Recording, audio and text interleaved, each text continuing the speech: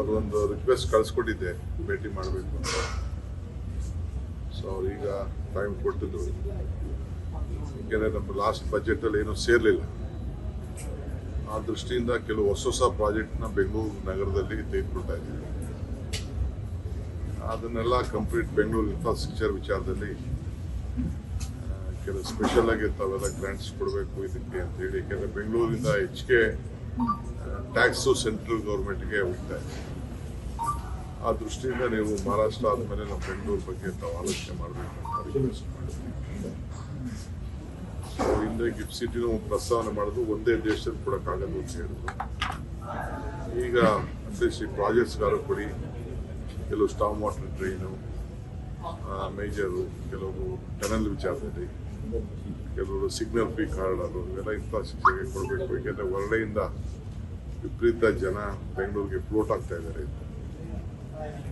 So ಅವರು ಖಂಡಿತ ನಾನು ಅದು ನೋಡ್ತೀನಿ ಅಂತ ಹೇಳಿದ್ದಾರೆ. ಎರಡನೇದು 5,300 ಕೋಟಿ ಹೋದ ವರ್ಷ ಬಜೆಟ್ ಅನೌನ್ಸ್ ಆಗಿತ್ತು, ಅದನ್ನು ಕ್ಯಾಬಿನೆಟ್ಗೆ ತರಿಸ್ತೀನಿ ಅಂತ ಹೇಳಿ ಅದನ್ನು ಅಶ್ಯೂರ್ ಮಾಡಿದ್ದಾರೆ. ಅದೊಂದು ರಿಕ್ವೆಸ್ಟ್ ಕಳಿಸ್ಕೊಟ್ಟಿದ್ದೆ ಭೇಟಿ ಮಾಡಬೇಕು ಅಂತ. ಸೊ ಅವ್ರೀಗ ಟೈಮ್ ಕೊಟ್ಟಿದ್ದು, ಏಕೆಂದರೆ ನಮ್ಮ ಲಾಸ್ಟ್ ಬಜೆಟಲ್ಲಿ ಏನೂ ಸೇರಲಿಲ್ಲ. ಆ ದೃಷ್ಟಿಯಿಂದ ಕೆಲವು ಹೊಸ ಪ್ರಾಜೆಕ್ಟ್ನ ಬೆಂಗಳೂರು ನಗರದಲ್ಲಿ ತೆಗೆದುಕೊಳ್ತಾ ಇದ್ದೀವಿ. ಅದನ್ನೆಲ್ಲ ಕಂಪ್ಲೀಟ್ ಬೆಂಗಳೂರು ಇನ್ಫ್ರಾಸ್ಟ್ರಕ್ಚರ್ ವಿಚಾರದಲ್ಲಿ ಕೆಲವು ಸ್ಪೆಷಲ್ ಆಗಿ ತಾವೆಲ್ಲ ಗ್ರಾಂಟ್ಸ್ ಕೊಡಬೇಕು ಇದಕ್ಕೆ ಅಂತ ಹೇಳಿ. ಯಾಕೆಂದರೆ ಬೆಂಗಳೂರಿಂದ ಹೆಚ್ಚಿಗೆ ಟ್ಯಾಕ್ಸು ಸೆಂಟ್ರಲ್ ಗೌರ್ಮೆಂಟ್ಗೆ ಹೋಗ್ತಾ ಇದೆ.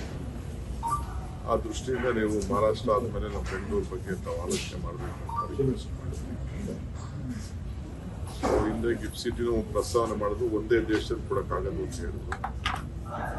ಈಗ ಅಟ್ಲೀಸ್ಟ್ ಈ ಪ್ರಾಜೆಕ್ಟ್ಸ್ಗಾರು ಕೊಡಿ. ಕೆಲವು ಸ್ಟಾಮ್ ವಾಟರ್ ಡ್ರೈನು, ಮೇಜರು, ಕೆಲವು ಟನಲ್ ವಿಚಾರದಲ್ಲಿ, ಕೆಲವರು ಸಿಗ್ನಲ್ ಫ್ರೀ ಕಾರಿಡಾರು, ಇವೆಲ್ಲ ಇನ್ಫ್ರಾಸ್ಟ್ರಕ್ಚರ್ಗೆ ಕೊಡಬೇಕು. ಏಕೆಂದರೆ ಹೊರಡೆಯಿಂದ ವಿಪರೀತ ಜನ ಬೆಂಗಳೂರಿಗೆ ಫ್ಲೋಟ್ ಆಗ್ತಾ ಇದ್ದಾರೆ. ಸೊ ಅವರು ಖಂಡಿತ ನಾನು ಅದು ನೋಡ್ತೀನಿ ಅಂತ ಹೇಳಿದ್ದಾರೆ. ಎರಡನೇದು 5,300 ಕೋಟಿ ಹೋದ ವರ್ಷ ಬಜೆಟ್ ಅನೌನ್ಸ್ ಆಗಿತ್ತು, ಅದನ್ನು ಕ್ಯಾಬಿನೆಟ್ಗೆ ತರಿಸ್ತೀನಿ ಅಂತ ಹೇಳಿ ಅದನ್ನು ಅಶ್ಯೂರ್ ಮಾಡಿದ್ದಾರೆ.